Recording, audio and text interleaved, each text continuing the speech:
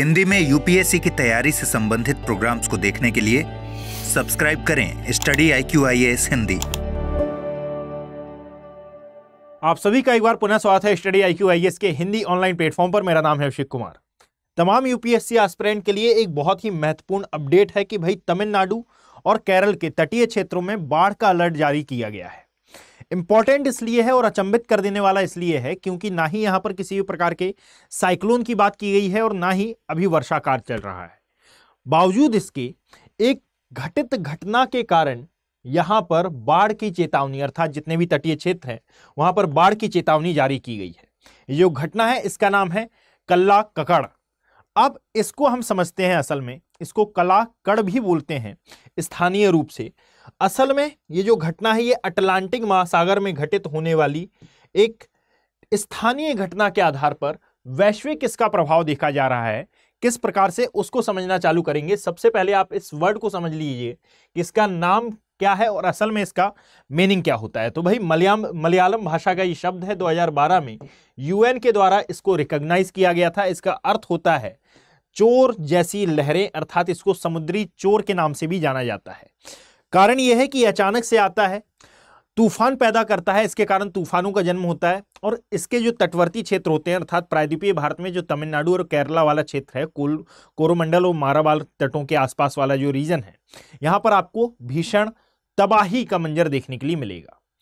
अब ये आता क्यों है भाई, और अटलांटिक महासागर में घटित होने वाली घटना भारत तक को कैसे प्रभावित करती है, उसको जानने से पूर्व यदि आपको इसकी PDF डाउनलोड करनी हो तो आप मेरे टेलीग्राम हैंडल से इसकी PDF डाउनलोड कर सकते हैं और तमाम प्रकार की जो अपडेट हैं उनसे भी आप रूबरू हो सकते हैं।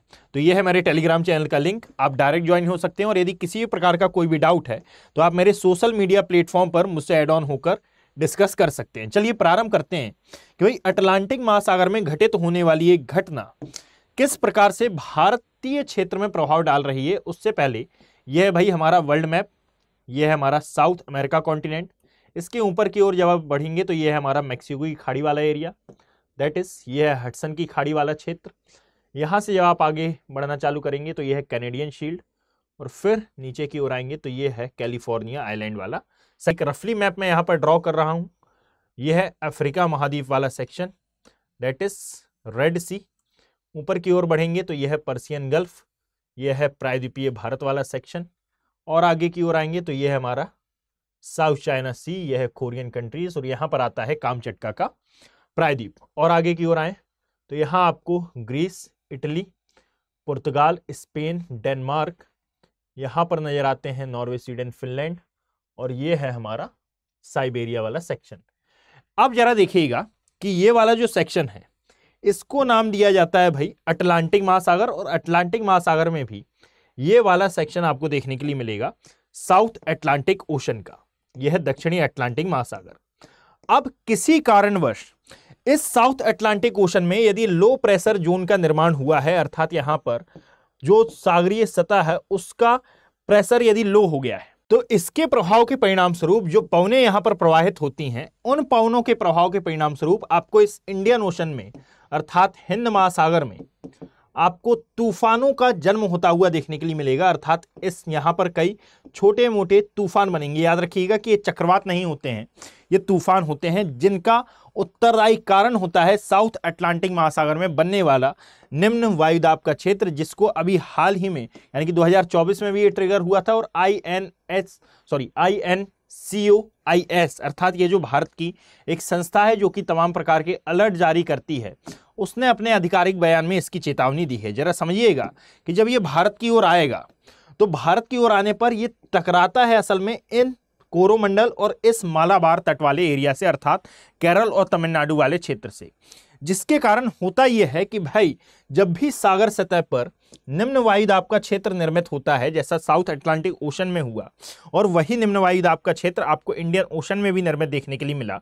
आप जरा समझिए कि क्लाइमेटोलॉजी कितनी ज्यादा विस्तृत परिकल्पना करती है कि भाई साउथ अटलांटिक ओशन में घटित होने वाली एक घटना का प्रभाव इंडियन ओशन में देखने के लिए मिल रहा है और इसके कारण हमारे यहाँ एक ऐसी घटना घटित हो रही है जिसके प्रभाव के परिणाम स्वरूप तटीय क्षेत्रों में केरल और तमिलनाडु में बाढ़ आ रही है। ऐसा इसलिए क्योंकि जब यहाँ पर लो प्रेशर एरिया का निर्माण हुआ तो हम जानते हैं कि भाई ये जो पवने हैं, जो यहाँ की स्थानीय पवने हैं, ये लो प्रेशर से हाई प्रेशर की ओर हाई प्रेशर से लो प्रेशर की ओर आती हैं और चूंकि यहाँ का तापमान ज़्यादा है, तापमान ज़्यादा होने के कारण ये अपवर्ड मूवमेंट करती हैं, अर्थात ऊपर की ओर गति करना चालू करती हैं।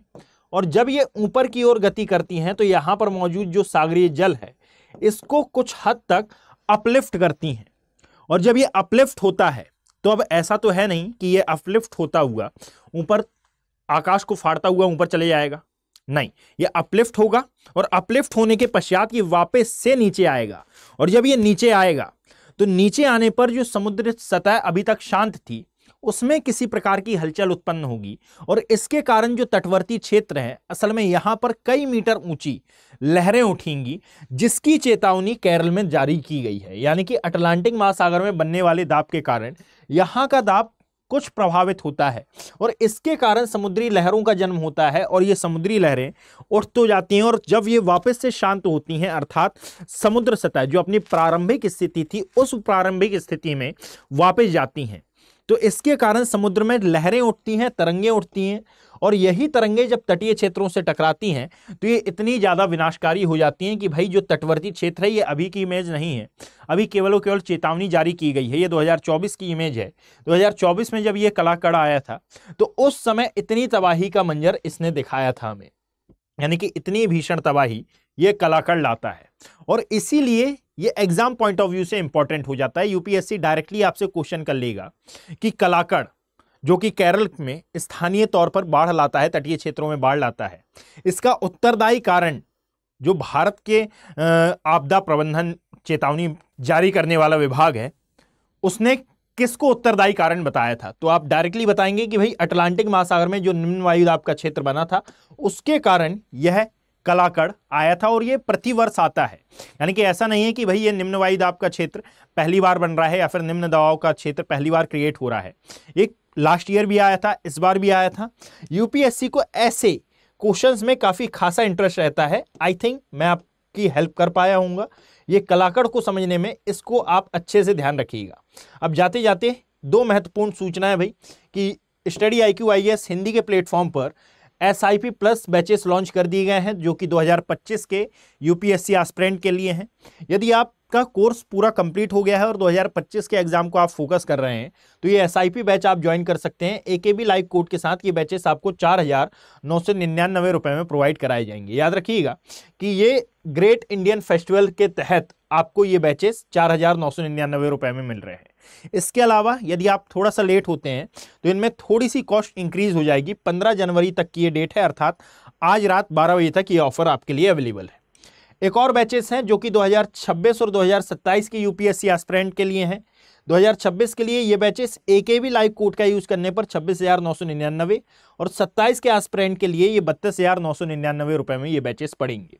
हिंदी माध्यम के ये दोनों ही बैच हैं, तो आप हिंदी माध्यम के स्टूडेंट हैं तो इन बैचेस का आप लाभ उठा सकते हैं। AKB लाइव कोड का यूज करने पर जो कुछ इनिशियल बेनिफिट होते हैं वो भी यहाँ पर आपको अवेलेबल कराए जाएंगे। और यदि किसी प्रकार की कोई भी संशय, किसी प्रकार का कोई भी डाउट हो तो आप मुझसे यहाँ पर कनेक्ट हो सकते हैं। और प्रत्येक सोमवार, बुधवार यानी कि मंडे, वेंसडे एंड फ्राइडे को मेरी PYQ की सीरीज आती है यूट्यूब पर जो कि शाम को 7 बजे आएगी, ठीक है, 7 PM आज ये आने वाली है। तो यदि आप यूपीएससी फेस कर रहे हैं, आप अपने प्री को क्वालिफाई करना चाहते हैं, क्वालिफाई करना तो नहीं पर हाँ फिर भी अच्छे खासे क्वेश्चन अटेम्प्ट आप करना चाहते हैं तो ये PYQ बहुत ही ज़्यादा इंपॉर्टेंट रहते हैं। आई थिंक आपको मालूम होगा, इसीलिए ये PYQ की सीरीज स्टार्ट की गई है। नॉट ओनली ज्योग्राफी, हर एक सब्जेक्ट की PYQ सीरीज धीरे धीरे अपलोड हो रही है। इकोनॉमी की हो चुकी है, पॉलिटी की हो चुकी है, अब ये हो रही है ज्योग्राफी की। यदि वीडियो पसंद आया हो तो आप इसको शेयर कर सकते हैं और ऐसी ही जानकारी के लिए आप इस चैनल को फॉलो कर सकते हैं। Thank you. हिंदी में यूपीएससी की तैयारी से संबंधित प्रोग्राम्स को देखने के लिए सब्सक्राइब करें स्टडी IQ IAS हिंदी।